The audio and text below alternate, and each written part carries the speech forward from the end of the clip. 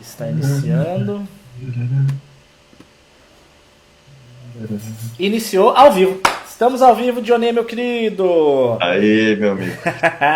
Eu tenho que olhar pelo Zoom para não me perder no delay Eu da tô imagem. tentando carregar aqui e não apareceu. Não, tá aparecendo agora o óbvio para mim. Vai ter um delay aqui, então para ler as mensagens vai ser meio complicado. Não tem problema, a gente consegue. O ruim é que a imagem tá muito ruim para mim. Ao vivo. Estamos ao vivo, Dionê, meu querido. A imagem tá ruim. Eu tô muito à direita ou à esquerda. A imagem Eu tenho tá que estar boa. mais para cá, né? Mas minha mesa aqui, ela é meio que um U. Então ela me limita e minha barriguinha aqui não ajuda muito. Eu sou meio espaçoso, sabe? Nossa, que estranho. Olha, dá pra eu fazer enquete, dá pra eu fazer pergunta enquanto aparece o ao vivo. Ah, nessa interface nova? É, só que eu não tô achando os comentários nessa interface nova. É isso que eu tô achando estranho. Ah, que legal, Eu cara. não consigo ver os comentários. Eu ainda não usei ela, então não sei te dizer. A não ser que ainda ninguém tenha comentado. Eu não tô vendo nada de comentário aqui também. Não tá aparecendo pra mim, não sei o que tá vendo. Eu sei que tem 13 pessoas, tem pouquinhas pessoas. O que houve? Jesus, eu vou fazer o seguinte, eu vou abrir aqui no celular também. Aí eu acho que eu consigo acompanhar aqui pelo celular. Interface nova? É, só que eu não tô... Tem 20 pessoas. Vamos lá, que o que importa é ter uma. Se tiver uma, Já valeu. já é 3 ou mais. Eu só vi um comentário aqui, um boa noite só. É o William Bonner? Tá assistindo? Não, é a Caroline e o Wagner, eu acho. Boa noite. Boa noite. Você tem voz de locutor. Aí, Mas eu tenho que mudar a voz daí. aí, agora vai. Que tá aparecendo nos comentários pra mim. Beleza. Dionê, meu querido, que honra ter você aqui comigo, rapaz. Prazer sempre é meu, né? Tá com saudade já. Já É. faz o quê? Uma semana? Duas? É muito tempo. Nem lembro mais, né? Essa vida de confinado que a gente tá agora. Pelo menos eu aqui em Santa Catarina, vida de confinado. Não sei como é que tá Sampa aí, né? Se alguém falar pra mim que tem culto hoje, que é domingo, eu vou acreditar. Eu tô todo perdido, velho. Cara, eu não tô tão perdido assim, que eu ainda no meu trabalho eu consigo fazer home office, né? Mas mesmo assim eu me sinto meio, às vezes, perdido em relação ao dia da semana. Gente, eu tô preocupado é com o físico, Dionê. Eu sei que eu tô falando... Você é um atleta? Atleta. Eu sei que eu tô falando, a gente tá sendo privilegiado, porque tem gente que não tem comida nessa quarentena, mas a gente tá comendo demais, cara. Socorro. Eu tô tentando me segurar. Graças ao bom Deus eu tenho feito alguns jejuns. Os jejuns têm sido úteis também, né? Que bom. O jejum sempre é útil, né? Eu vou pensar nisso. E o tempo também meio que pede oração e jejum também, né? Você tem razão. Momentos. Você tem razão. Então, esses jejuns têm me dado um equilíbrio. Você tem razão. Dionê, e aí, como é que tá? Você tá sentindo o clima do anticristo aparecendo? Cara, não posso dizer nada ainda, porque para mim tudo isso ainda é princípio das dores, então tudo sombra. Até agora só vejo, digamos assim, os preparativos, mas o indivíduo ainda nem traço do dito cujo. É, misericórdia. Eu acho que só ele pra resolver essa treta, viu? Eu prefiro uma outra solução, mais do alto, digamos assim. A gente tá só... Agora vamos que... Agora o áudio estabilizou, as pessoas estabilizaram. Gente, vamos lá. Queremos conversar hoje para terminar o assunto de Jesus com a mulher cananeia.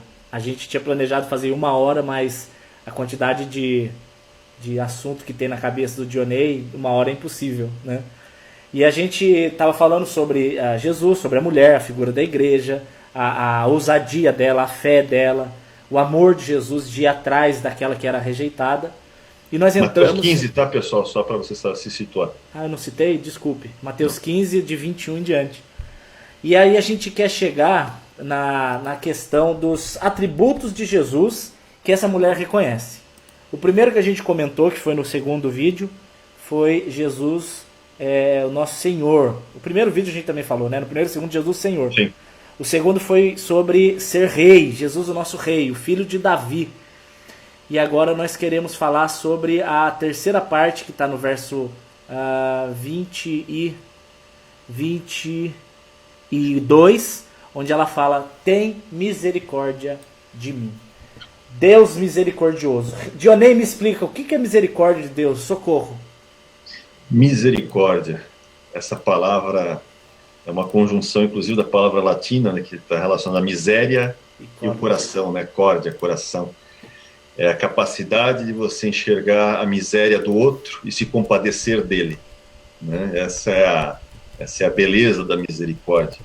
No caso divino, isso vai muito mais além, né? Deus primeiro que ele é rico em misericórdia, como diz o texto, né? Deus é riquíssimo em misericórdia. E se não fosse isso, na verdade, nem existiríamos aqui. Se não fosse a misericórdia de Deus, já teríamos sido consumidos, como diz o texto, mas, na verdade, a criação não subsistiria. Porque se Deus criasse o universo só com a justiça dele, no primeiro pecado a gente já estava morto.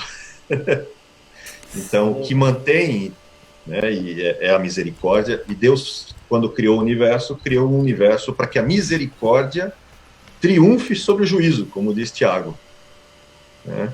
Então, e o que é a misericórdia de Deus? Eu gosto muito de hebraico, então eu vou direto para o hebraico nesse sentido. Existe uma beleza nessa questão da misericórdia aí, só falar rapidinho, que no hebraico, uma das palavras relacionadas à misericórdia, existem outras, existe hesed, por exemplo, que é bondade, também muitas vezes traduzido como misericórdia, né? Existe também o ren, que é a questão da graça, também às vezes traduzido como misericórdia, mas a palavra realmente da misericórdia, você vê isso, por exemplo, em Daniel. Daniel faz uma oração belíssima, se não me engano é Daniel 10 ou 9, agora não tenho que olhar depois, em que Daniel fala assim: olha, Senhor, eu venho a ti não baseado na minha justiça, né? Porque ele reconhece que não tem nenhuma, mas venho baseado nas tuas muitas misericórdias. E misericórdia no hebraico é raran. Raran. E essa palavra ela é especial porque ela tem vários significados. Ela tem uma raiz, a raiz dela, raran, significa ventre, né? E aí tem toda aquela questão que nós somos gerados no ventre de Deus, aí tem todo, né? Como é que você nasce de novo? Você nasce de novo no ventre de Deus, ou seja, você nasce de novo no raran de Deus, e raran é ventre, as suas muitas misericórdias, e também pode ser traduzido como o amor profundo de Deus. Meu Deus, aí é bonito. Tô gostando. Fica bonito. Se você é gerado no raran de Deus, no ventre de Deus, você está sendo gerado no quê? Nas suas muitas misericórdias e no seu amor profundo. Bonito, não é? Eu tô gostando demais. É interessante, Johnny, porque Deus, ele ter misericórdia, você me corrija se eu estiver errado, parece que é como se Deus, ele tivesse um presente para cada um de nós. Eu imagino assim: Deus teve misericórdia do mundo quando ele enviou Jesus, só que nem todos usufruem dessa misericórdia, porque nem todos nasceram de novo. Então é como se Deus tivesse dado um presente de graça, que é a coisa mais maravilhosa que tem, porque é a própria intimidade com ele. Só que a misericórdia dele, não encontrando um outro coração interessado, a pessoa deixa de receber o maior prêmio da Mega Sena celestial da história, que é ser amigo dele. Eu vejo no padrão de como Deus se manifesta, né? Porque a gente sabe que Deus é juiz, né? A gente depois vai até falar um pouco mais sobre isso. E está definido um juízo, né? Existe um juízo que a Bíblia já descreve, onde todos prestarão contas, né? E é interessante que a gente fica imaginando às vezes, né? Como é que, por exemplo, um cara que cresceu na selva, um índio lá no meio da selva, que não teve acesso a uma Bíblia, como é que ele vai passar diante desse juiz, né? E o que eu vejo no padrão de como Deus se revela, porque cada um vai ser, na verdade, julgado segundo a revelação que recebeu e segundo a resposta em cima dessa revelação que ele recebeu, é que ele é julgado, né? E é interessante que Jeremias 9, 23, 24, no versículo 24, ele fala sobre que ele tem prazer em fazer 3 coisas. A primeira coisa que ele faz é misericórdia, a segunda coisa é juízo, e a terceira é justiça, né? Então, Essa ordem, ela não está no texto por acaso, porque eu entendo que Deus sempre começa se relacionando com qualquer ser humano, mas com qualquer ser, inclusive os anjos, nesse sentido, porque a gente tem que lembrar que anjos também caíram, né? Ele sempre começa apresentando e usando da sua misericórdia. Então a misericórdia de Deus sempre é oferecida primeiro. Deus nunca chega com o juízo, né? E a partir desse juízo realizando a justiça, seja ela qual for, aí depende do juízo que foi feito, né? Mas passar pelo juízo de Deus sem a sua misericórdia é um sério problema, porque só Ele é perfeito. Então isso causaria um sério problema para qualquer um que queira escolher essa via.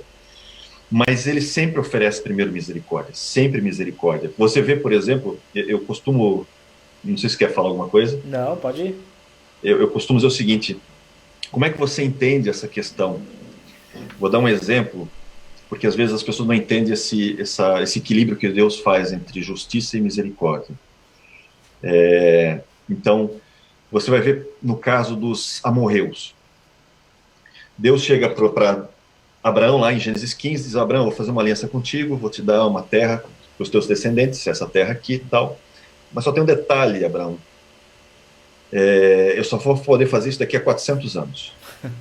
Eu não posso fazer agora, Abraão. Ainda não encheu a taça à medida da ira. Por quê? Porque é o seguinte: a minha justiça negociou com a minha misericórdia, porque são os dois únicos atributos de Deus que entram em conflito no pecado, né? Porque na situação do pecado, a justiça de Deus, em tese, vai querer o quê? Cobrar o pecado. E a misericórdia vai querer perdoar. Então, é uma situação de conflito que precisa ser resolvida. Então, como é que Deus negocia isso? Por exemplo, nesse caso dos amorreus, só para ter uma ideia disso, né? É como se a justiça e a misericórdia em relação aos amorreus negociassem o seguinte: olha, está aqui, essa é a medida da misericórdia, tá? Ó, misericórdia, você vai atuar com os amorreus, e enquanto eles forem rejeitando a misericórdia que lhes é oferecida, né, essa taça vai enchendo, os pecados, a medida do pecado, da iniquidade vai subindo. Quando essa taça transbordar misericórdia, eu entro no lugar, a justiça vai entrar. Mais ou menos nesse sentido, né? É o que ele está dizendo para Abraão: ó, eu estou vendo que daqui a 400 anos, Abraão, a taça enche, a medida chega na medida. E aí sim, a justiça, o juízo pode ser executado nessa terra e eu posso dar para o teu povo, porque se encheu a medida de iniquidade. Você vê isso em vários exemplos. Por exemplo, na situação de Faraó, a velha questão que Deus endurece o coração de Faraó. Mas se você ler os textos das pragas, você vai ver que Deus não começa endurecendo o coração de Faraó. Não, ele começa... O texto diz que o Faraó endurece seu próprio coração. Só que a partir de um certo momento, o texto faz questão de enfatizar que Deus endurece o coração de Faraó. Interessante. E é curioso, não deixa de ser curioso, que se você ler o texto com cuidado, você vai descobrir que depois que Deus endurece pela primeira vez o coração de Faraó, há mais uma oportunidade e o Faraó endurece o seu próprio coração novamente. E a partir dali, Deus continua endurecendo aí o seu coração. É como se a mesma coisa. Faraó, você tem essa medida. Se você não se arrepender até lá, eu endureço teu coração. Eu vou atuar com juízo, com juízo e justiça sobre você. Né? E para deixar bem claro isso para todos, que Deus foi justo e longânimo na sua misericórdia com a sua justiça, o próprio Faraó tem mais uma oportunidade, a qual ele endurece novamente seu próprio coração. Então é um equilíbrio que, claro, vai alcançar o seu status máximo por meio de Cristo. A cruz de Cristo é onde a misericórdia pode ganhar status eterno, no sentido ad eterno. Em Cristo, a misericórdia é eterna. Por isso que nós temos toda a questão da graça, e por isso que todo aquele que aceita o Filho, né, tem a vida eterna, e todo aquele que se mantém rebelde ao Filho, sobre ele permanece a ira de Deus, e ele vai enfrentar o juízo de Deus. E Jesus mesmo vem cumprir esse propósito, né? Na sua primeira vinda ele vem trazer misericórdia. Por isso que em Mateus 25 ele diz que na segunda vinda ele trará juízo e fará o julgamento e trará um reino de justiça. Mas falei demais, agora fala você. Não, eu tô amando. É engraçado porque quando a gente lê, por exemplo, Lamentações 3, que diz que as misericórdias de Deus não têm fim, fica difícil de encaixar o texto, por exemplo, de Provérbios 29:1, que diz que o homem que é muitas vezes repreendido e endurece a sua cerviz. A cerviz, gente, é um sinal de que a cerviz é aqui atrás, é a coluna, né, a base aqui do pescoço, assim, né? A questão de endurecer a cerviz significa um cara que não dobra a cabeça para aceitar a correção de Deus. É um cara que ele fica sempre duro. Então a Bíblia diz que esse homem será quebrado sem que haja cura. Então eu sempre tive uma dificuldade de entender como que o Senhor ele é longânimo e a misericórdia não tem fim, mas existe um limite. Existe um limite de vezes que o Senhor vai... eu vou falar tentar, né? Mas ele vai tentar te resgatar. Vou dar um exemplo. Eu tenho certeza que esse ao vivo que você está ouvindo hoje não é a primeira vez que você está ouvindo falar de Deus nos últimos dias. Pode ser que Deus esteja insistindo muito na sua vida e você continua sem prestar atenção, sem acordar. Eu já falei várias vezes, mas eu tenho uma experiência pessoal comigo que eu aprendi lendo o profeta Samuel, quando ele ouve Deus chamando ele 3 vezes. E aí ele acha que é o Eli, né? Ele vai perguntar: Senhor, você me chamou? Ele falou: não fui eu. Na segunda vez você me chamou? Não fui eu. Na terceira o cara falou: olha, é Deus. Presta atenção que é Deus falando contigo. Muitas vezes aconteceu comigo, Johnny, de eu pegar e eu tá fazendo alguma coisa e o Espírito Santo vem na minha mente e fala: não faz isso, não faz. Aí eu ignoro. Aí eu pego a palavra e eu vejo na palavra, Deus fala comigo na palavra. Aí vem de novo: olha, não faz isso, eu insisto. Quando vem uma pessoa falar comigo, seja um profeta ou seja uma pregação, eu entendo que a terceira vez é o limite. É o limite. Você pode ter certeza, se você não ouviu o Espírito Santo, se você não ouviu a palavra, se você não ouviu uma pessoa usada por Deus, cara, pode ter certeza, vai vir o juízo. Eu não estou falando de condenação. É uma regra, né? Não dá para fechar com uma regra. Não. Mas é um lembrete. É um lembrete. Porque tem pessoas que falam: nossa, Deus falou muito comigo nessa pregação. Nossa, Deus está insistindo comigo. Não é para você achar isso bonito. Isso não é um negócio legal. Era para você ter ouvido na primeira. Se você não ouvir, a consequência será dolorida, porque Deus corrige o filho que ama. Quando essa mulher... Só que hoje, a Elinéia hoje estava fazendo um ao vivo comigo e ficou muito claro isso para mim. Ela falando assim: gente, esse corona, essa fase, vai ser morte para muitas pessoas. Muitas pessoas vão morrer. E é a chance que Deus está trazendo de muitas pessoas receberem a Ele. Ele está gritando, Deus está gritando nesse coronavírus. Você não está percebendo, mas Ele está gritando para te chamar de volta. E Johnny, fala para mim, tem alguma coisa que me impede de voltar hoje para a casa do Senhor? Nada te impede. É só ouvir e aceitar. Não tem nem o que discutir. Aproveita que a porta é aberta. Nós estamos ainda no período da misericórdia. Lembra? Jesus não voltou ainda. Ele disse que quando voltar, sim, trará juízo, julgamento, etc. Mas ele não voltou ainda. Ele ainda vai voltar. Então, ainda é tempo de misericórdia. Ainda é tempo de você aceitar a misericórdia de Deus e se arrepender. Amém. Mudar os seus caminhos. Porque não basta só você aceitar. Você precisa, né, mostrar isso através de um arrependimento sincero. Não de boca só. Uma transformação. Né? Porque é o exemplo. Você vê um caso clássico, né? Eu ouço as pessoas dizendo assim: mas Deus não abandona ninguém. Olha, precisa ler, por exemplo, o caso do rei Saul, por exemplo. O Espírito se retirou dele. O rei Saul, inclusive Samuel ainda estava esperando em Saul. Quem sabe, né? Saul se arrepende, volta, tal. E Deus chega para Samuel e falou: Samuel, ô filho, o que você está esperando aí? Eu já desisti. Meu Deus. Meu Deus, que louco. Vamos partir para outro. Meu Deus. Eu já desisti. É igual o texto que eu estava lendo ontem de Noé, do Gênesis 6. Deus ele fala para Noé, Noé, eu vou destruir a terra, porque o coração deles alcançou um nível de corrupção que eu me entristeci profundamente até de ter criado eles. Isso é muito pesado. É muito pesado. Mas é a questão das misericórdias de Deus é porque, primeiro, ele projetou esse universo para ter vida, ele projetou o universo para que esse balanço entre justiça e misericórdia pesasse em favor da misericórdia, né, sem esquecer da justiça, obviamente, né, mas que no final a misericórdia triunfasse sobre o juízo, para quê? Para que a vida continuasse a florescer. Existe uma discussão sobre a palavra graça, por exemplo. A palavra graça, acho que até você deve ter visto um vídeo meu sobre isso. A palavra graça em hebraico, ren, né, ela tem duas letrinhas, que é o het e o nun. Tá?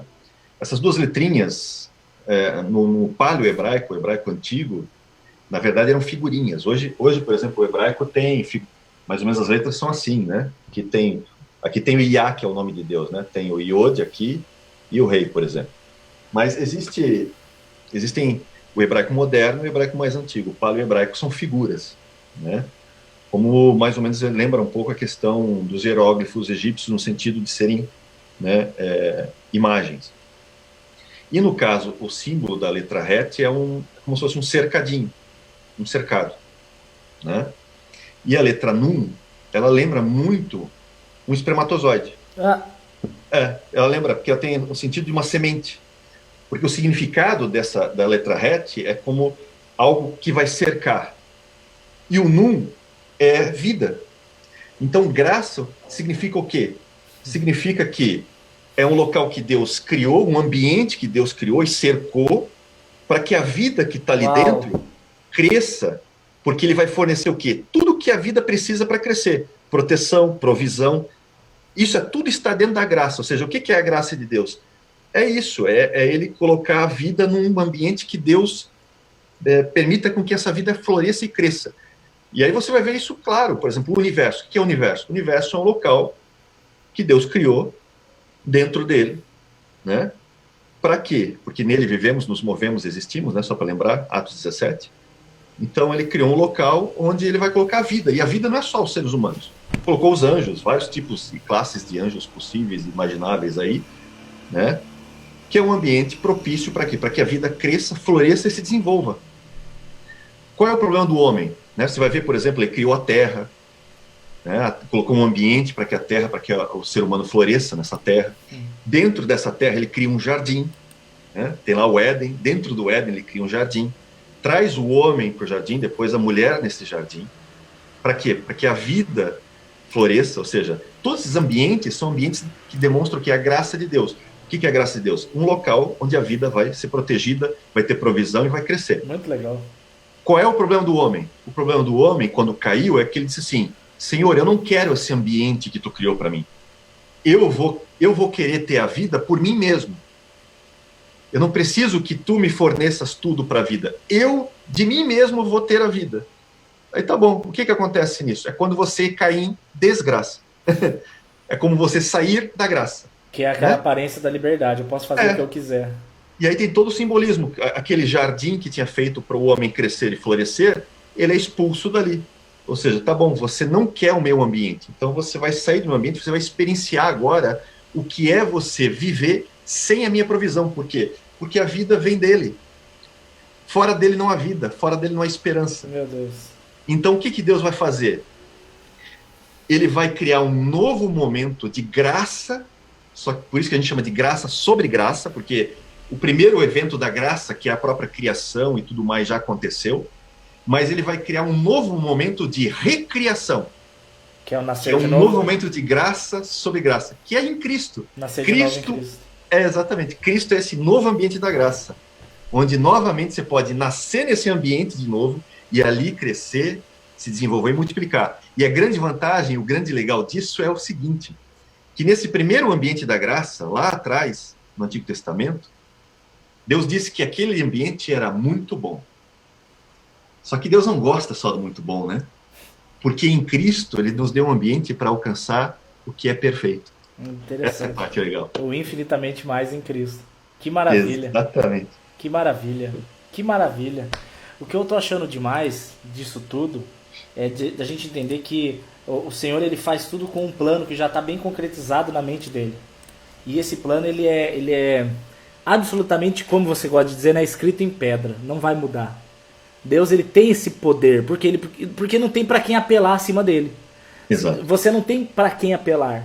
E voltando para a questão da mulher cananeia, quando ela está gritando atrás de Jesus, o texto diz que ela gritava e mostra os discípulos rejeitando ela, os homens ali falando, Senhor, manda ela embora. Só que quem tem a misericórdia e quem decide não são as pessoas. Quem decide é o Senhor. E aí Jesus ele vira e fala para eles, gente, cala a boca de vocês, eu quero atender essa mulher. Quando ele dá atenção para ela e fala com ela, ele está indo contra tudo o que os discípulos estavam aconselhando ele. Porque eles aconselhavam, larga ela para ir embora. E Jesus não ouve o conselho deles. Porque Deus ele é o que tem esse atributo de ser o misericordioso. Ele pode ser misericordioso. Ele pode ter de quem ele quiser e não ter de quem ele quiser. Interessante que tem um texto de Êxodo 33 que eu quero ler sobre isso. Que Moisés está falando com Deus. E Deus diz assim para Moisés: Moisés, eu farei a minha bondade passar diante de ti. E proclamarei o nome do Senhor diante de ti. Aí olha só que ele fala, eu terei misericórdia de quem eu quiser ter misericórdia, e terei compaixão de quem eu quiser ter compaixão. O que eu achei legal demais desse texto trazendo para essa mulher? Essa mulher, ela não parou, Dionei, olha que top, ela não parou de gritar porque a opinião dos outros sobre ela era diferente da que Deus tinha sobre ela. Isso é demais. Muitas vezes eu vejo pessoas... Vou dar um exemplo. A pessoa ela tem medo de se entregar para Jesus, porque ela tem medo de, agora que ela é crente, ela vai ser julgada pelas pessoas como crente, e se ela der uma mancada, ela vai ser mal interpretada. Então ela não quer se entregar para Jesus porque ela prefere não ser crente, porque ela pode errar sem ninguém julgar o erro dela. Estou te falando isso porque já me confessaram algo, eu achei muito forte isso. Porque quando você se entrega para Jesus, você passa a ser referencial, né? Ela fala, olha o crente ali, olha lá, aquele ali é crente.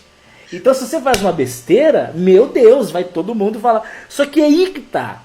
Dane-se o que eles vão achar. Eles não são um tribunal que me condena e não são um tribunal que me salva. Eles não têm esse poder. O que eu tenho que me interessar é com a opinião do meu Deus sobre a minha pessoa. E sabe o que é interessante? E o que é interessante é que a opinião dele sobre mim é assim: você é uma porcaria, você precisa morrer na cruz. Gente, eu vou te repaginar, vou te criar de novo. Realmente, a minha opinião é: você precisa ir pro inferno, porque olha, é muito pecador. Gente, eu ouvi uma palavra uma vez do pastor Glenn, onde ele dizia assim: Deus ele não está decepcionado com o ser humano, porque ele nunca teve uma expectativa que você acertasse, ele sabe que você é falho. Não, o ser humano caído, né? Não, mas não, na verdade é o seguinte, com qualquer ser, Deus já tem essa perspectiva. Então. Tanto que ele criou o universo da forma como criou, nesse balanço que a gente já falou agora. Porque você tem que entender o seguinte, só existe um ser perfeito. E só Deus é perfeito, até pelos atributos que só ele tem. Um ser incriado, um ser omniperfeito, onipotente, onipresente, onisciente, onde todas as qualidades são mega, ultra, plus, infinito, sei lá, né, o termo para dizer. Omniperfeito acho que é o que cabe melhor, mas a gente nem tem noção. Falta adjetivos, falta adjetivos. Falta. E ele é infinito por si, né, sem limites. A partir do momento que ele cria um ser, qualquer ser, isso vale até para o arcanjo, última instância, bam, bam, bam, bam, bam, bam, e até nós aqui, né, os meros mortais. Todo ser criado não tem capacidade de ser perfeito por si só. Então quando você erra, eu não consigo... Porque essa imagem que a gente tem de Deus está muito errada, muitas pessoas têm. A pessoa erra, ela fala assim, ai meu Deus está decepcionado, Deus está indignado, Ele não vai querer receber minha presença, eu não sou digno de chegar diante dele. O que não tem nada a ver, porque Deus te conhecendo, Ele sabe o potencial de pecaminosidade que tem no seu coração. E Ele escolheu morrer por você, Romanos 5,8 diz isso, né? Que Cristo morreu por nós, sendo nós ainda pecadores. Então, imagina, o Dionei, ele tem uma coisa muito parecida comigo. Porque Deus foi muito bom pro Dionei. Porque tanto eu quanto o Dionei, nós casamos com loiras gatas, sendo nós esse bagulho que você vê. Ele tem cara de mamilo de velho e eu tenho cara de verruga com pelo. É isso aí. E Deus deu duas mulheres lindas para nós. Aí, e cegas. Ou então elas têm uma visão espiritual, não sei. Pode ser. E por que eu tô falando isso? Porque se Deus chegasse pro Dionei e falasse assim, Dionei, a Ju vai casar com você, você vai casar com ela se você quiser, lógico, mas ela vai te trair 116 vezes. Eu duvido que o Dionei casaria com ela. Duvido. O Dionei vai o quê? Ela vai me trair 116 vezes? Não vou casar com ela. Só que a loucura é que Deus, como ele que tem a misericórdia de quem Ele quiser, Ele morre por você, sabendo que você o trairia muito mais vezes do que isso. Então essa é a loucura do descanso que nós temos que ter quanto ao julgamento do Senhor, quanto à aceitação do Senhor. Não é verdade? Tanto que antes de criar o universo, o Cordeiro já era conhecido, né? O Cordeiro foi morto desde o início da criação. Não é plano B. O que já prefigura já que ele já estava preparado para justamente... Porque qual é o intento de Deus? O intento de Deus, por exemplo, ele criou todos os seres que ele criou perfeito. Né? Tem algumas teologias que dizem que ele criou Satanás do jeito que Satanás é. Não. Complicado. Tá? Satanás, porque aí você tem um problema do caráter de Deus. Você não pode arranhar o caráter de Deus. Se a tua teologia de alguma forma arranha o caráter de Deus, então sua teologia está com problema. Tá?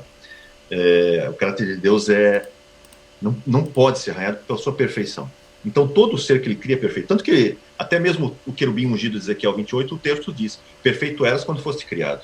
Adão foi criado perfeito. O que vem depois é uma questão de escolha. Mas o problema na questão de escolha do erro, né, em que a pessoa erra, não é tanto ligado à questão do erro em si, porque a provisão da misericórdia está em Deus.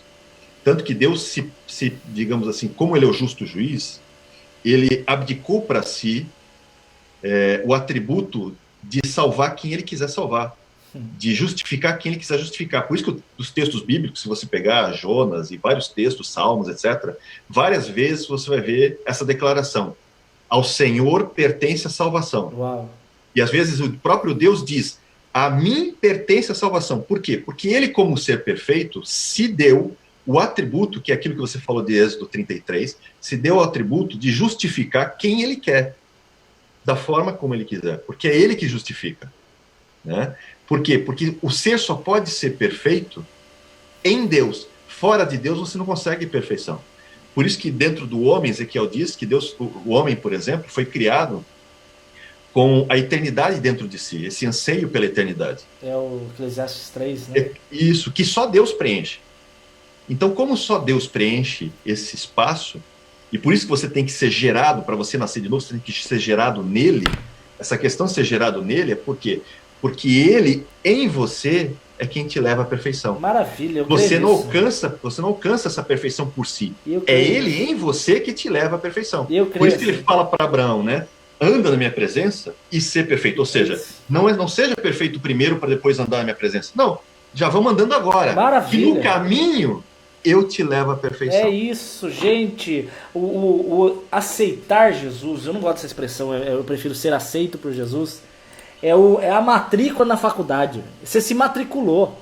A perfeição que você está esperando, a infalibilidade, é a coroação final. É quando você recebe o diploma. Mas esse diploma é só na glória.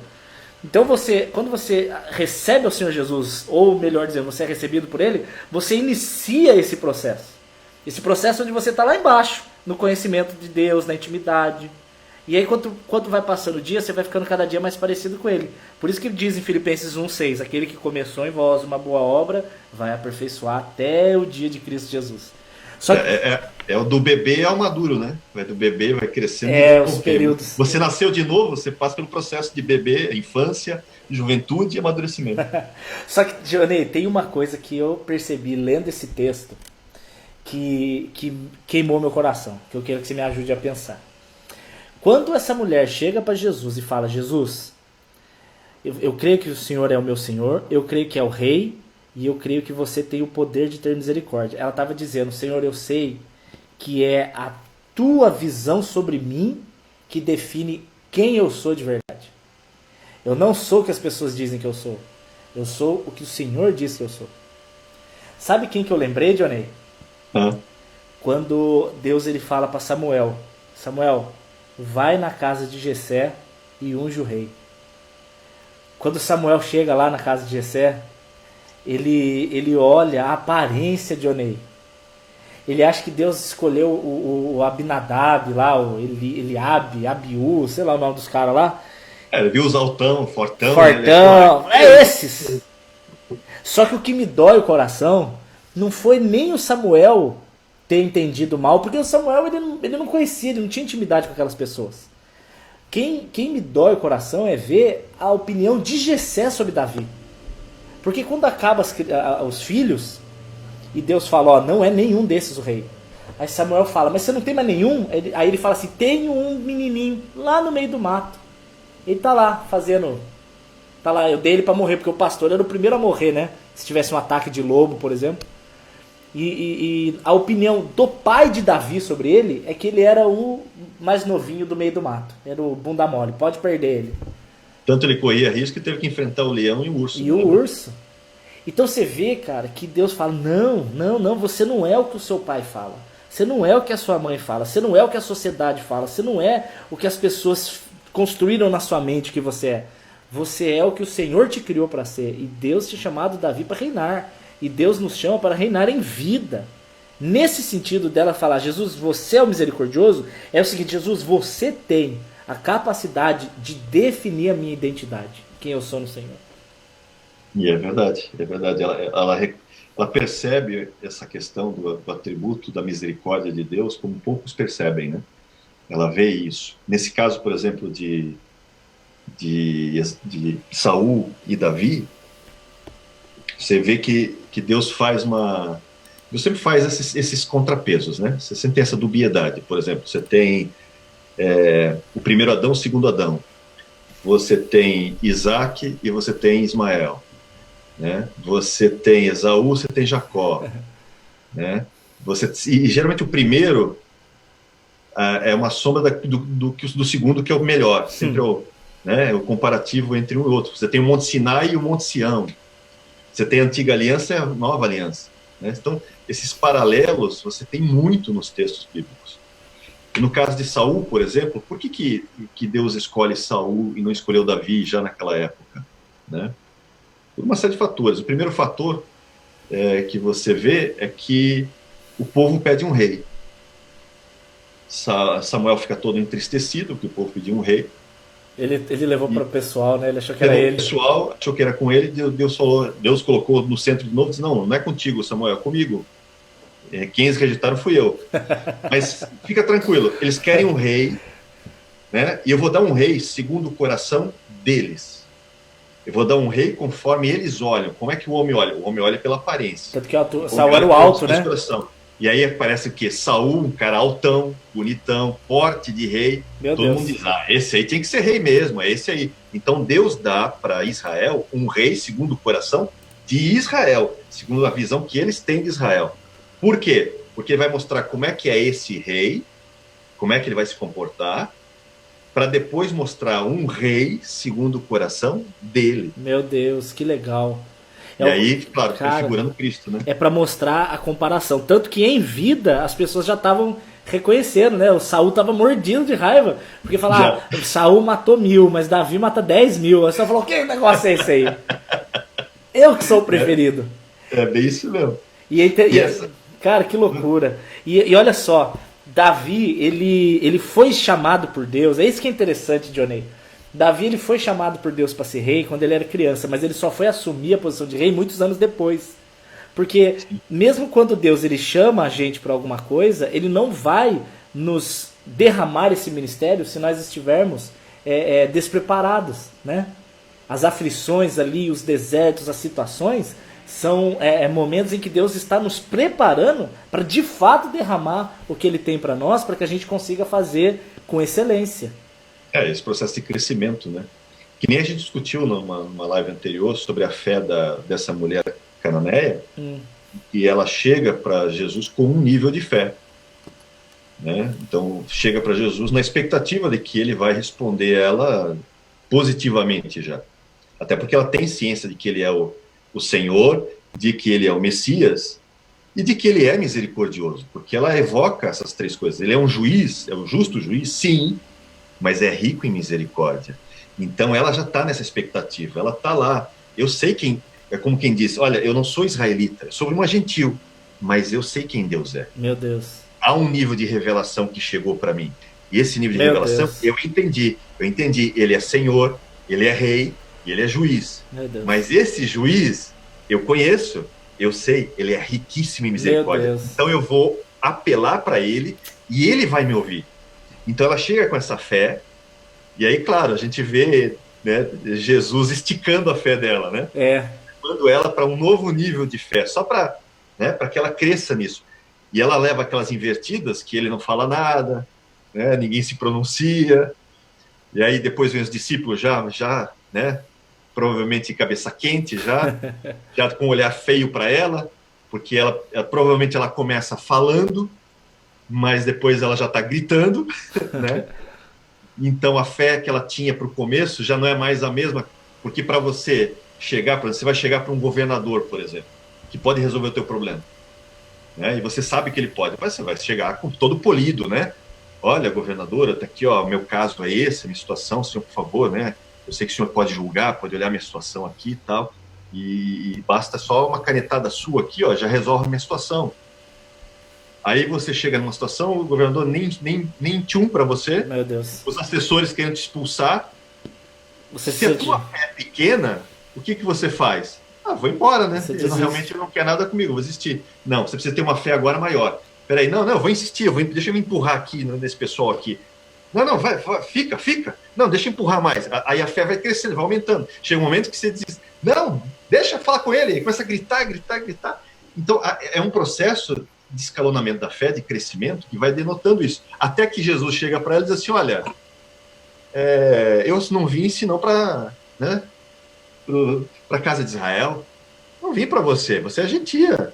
O que você está fazendo aqui? Ou seja, você nem no meu estado é. Você nem nasceu aqui nesse estado. Por que você quer uma solução minha nessa solução? Aí o que ela fala? Olha, eu sei que eu realmente eu não sou natural do seu estado. Mas até os cachorrinhos comem. Meu Deus. Das migalhas do seu Senhor. Meu Deus. E aí é onde ele diz, grande é a tua fé. Meu Deus. E é mesmo. Muito maior do que os... Me lembra aquele... O outro gentil, o centurião. O centurião. O centurião também, né? Você vê que os gentios têm muito mais fé para entender quem Jesus é na sua essência, em autoridade e tudo mais, em misericórdia, do que o próprio judeu da época, né? O que eu queria... Então, é belíssimo isso. O que eu queria trazer hoje pra gente... Quase que eu espirrei. Passou. O que Deus me mostrou mais hoje pra gente trazer pro povo, Johnny, é a questão que há uma preocupação muito grande hoje em dia do ser humano em ele ser aceito. Há uma preocupação muito grande em você ser socialmente reconhecido, você ter uma certa popularidade, uma certa aceitação, uma certa influência.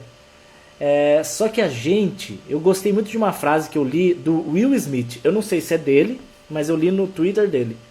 Ele diz assim, que hoje em dia as pessoas elas compram coisas que elas não precisam, com um dinheiro que elas não têm, para agradar pessoas que elas não amam. Então fica um desespero por uma existência. Eu quero existir, eu quero fazer parte de algum grupo, eu quero fazer parte, eu quero ser reconhecido, amado. Quando na verdade é a opinião de Deus que interessa. Então eu creio que essa mulher, quando ela reconhece Jesus como sendo o dono da misericórdia, ela reconhece Jesus como sendo o dono da opinião que interessa.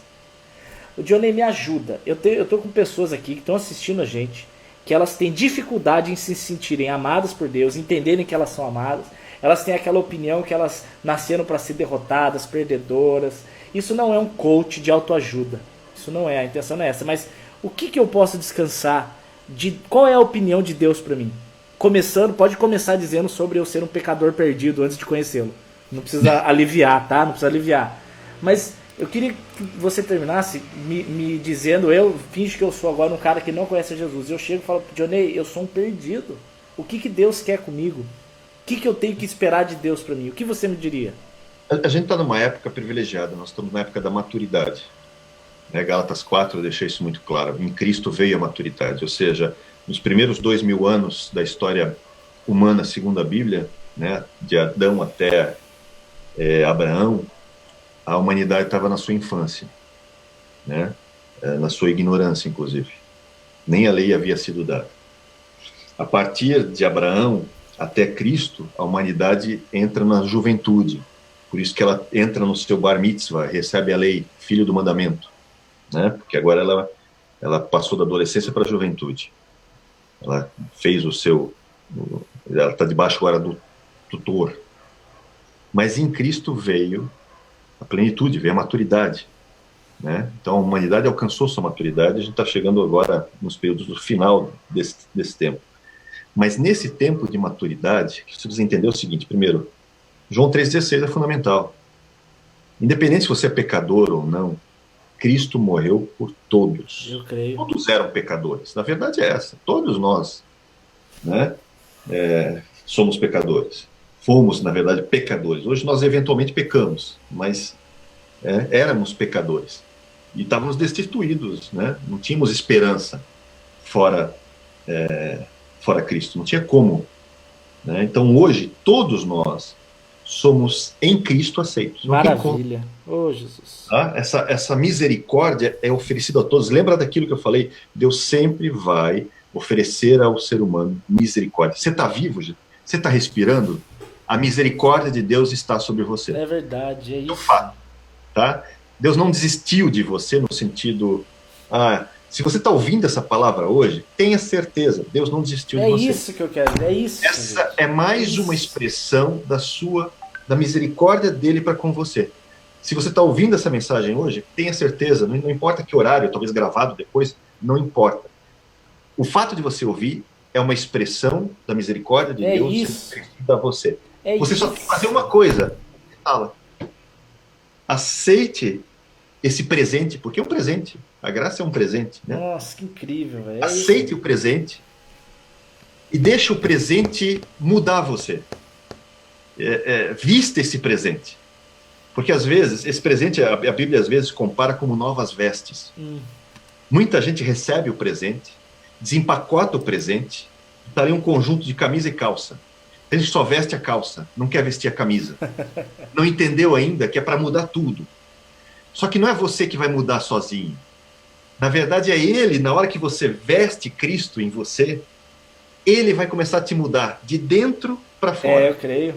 E é um processo. A religião faz o contrário, né? Ela quer mudar os seus hábitos para tentar mudar o teu coração. Não dá certo. Não dá certo. Não dá certo. Porque nasce de dentro. Tem um texto que a gente acabou nem lendo os textos que a gente tinha combinado, né? De Isaías lá. Mas tem um texto em Isaías, se você tiver um tempo, você leia depois. Isaías 64, versículo 8, se não me engano. E o texto é muito interessante. Porque o texto de Isaías é um livro já quase messiânico a partir do capítulo 40, né? Ele é praticamente o Novo Testamento ali, a partir do capítulo 40. Então, o capítulo 64, ele, no versículo 8, ele fala assim: olha, Deus, tu és nosso Pai.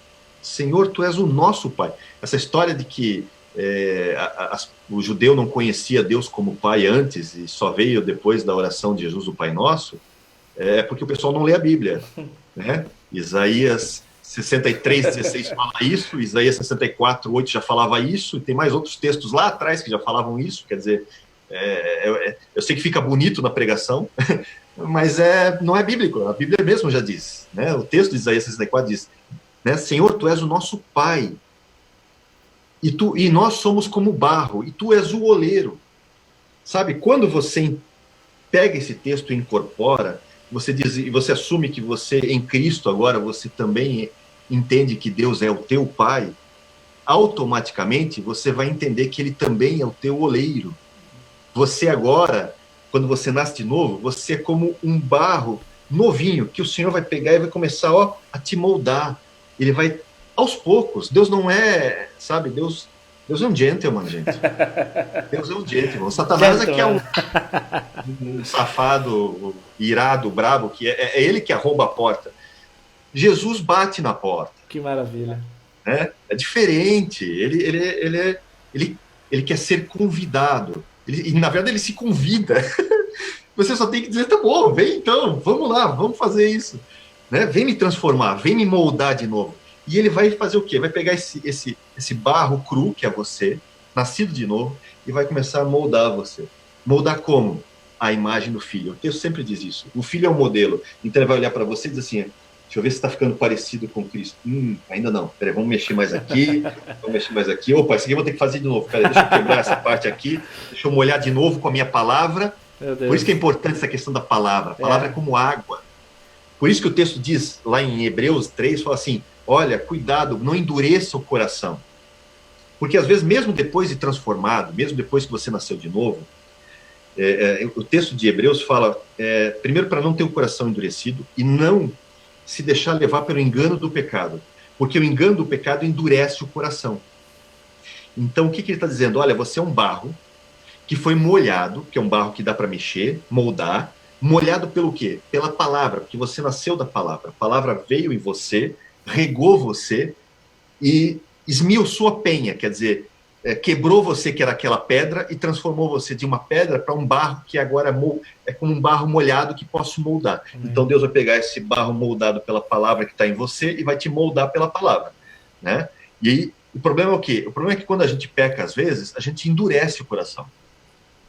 A gente, às vezes, sofre algum revés, né? E acha que, então Deus não me ama. Aí você, também, por isso, acaba endurecendo o teu coração. O que você tem que fazer? Você tem que se regar com a palavra de novo.